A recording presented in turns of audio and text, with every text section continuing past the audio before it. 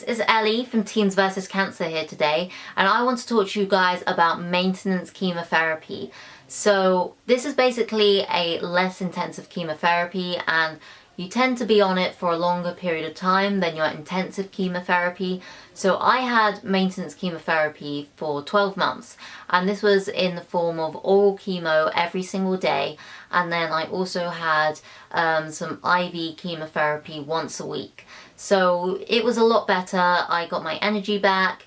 Well, not completely there, but I was feeling a lot better, and it was nice because it gave me a little bit more normality as well, because I was able to go to school again. So it was really good. So I basically want to give you guys some advice on how to cope with maintenance chemotherapy, and also tell you a little bit about what to expect. What to expect from maintenance chemotherapy: you should definitely still expect some side effects such as nausea, tiredness, achiness, bone pain, and like digestive issues. Obviously the side effects depend on the certain types of chemotherapies you're receiving and all of that, but all these side effects can be easily managed with medications, so don't worry about them too much. But the best thing to expect is that you start to feel a little bit more normal again. Your energy increases, your hair should start growing back as well. So it definitely feels like you're entering a new lease of life, and it feels crazy to actually have so much energy again, because especially for me on intensive chemotherapy, my energy was depleted so much that having all this extra energy on maintenance chemotherapy made me really happy, so I could go back to school and do all of that good stuff. And yeah, it was really amazing. My advice for someone coping with maintenance chemotherapy is to definitely listen to your body.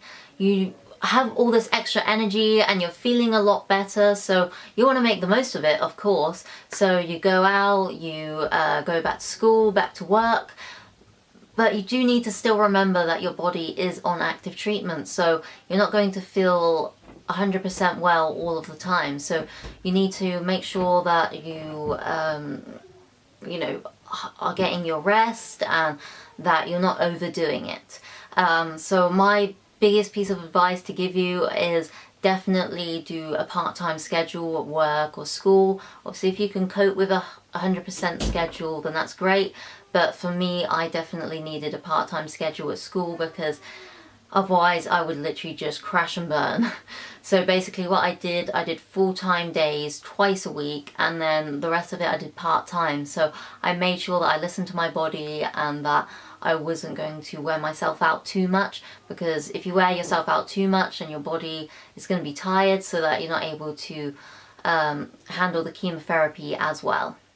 My most important piece of advice is to do stuff. So maintenance chemotherapy is your time to tick off some of those things on your bucket list, to go on holiday, to go out to restaurants with your friends, and do all that amazing stuff that you've probably been missing out on. So I loved maintenance chemotherapy for this, because I was able to go on a plane again, I was able to go on holiday, I was able to go to a restaurant without worrying about getting infections. So it is amazing, and just make the most of it, because maintenance chemotherapy, I almost call it kind of like a very safe time, because you're feeling better, but you're getting chemotherapy and you're still on active treatment, so that the cancer is staying away. Whereas when you go into remission, you're almost out on your own. You don't have that shield of armor anymore. So I definitely recommend doing loads of cool stuff in maintenance, because it is really awesome, and you have the energy to do it now, so why not? Thank you so much for watching my video. I really hope it helped you. To get more information and advice, go to the Teens vs Cancer website. Link is below. Remember that you are stronger than cancer.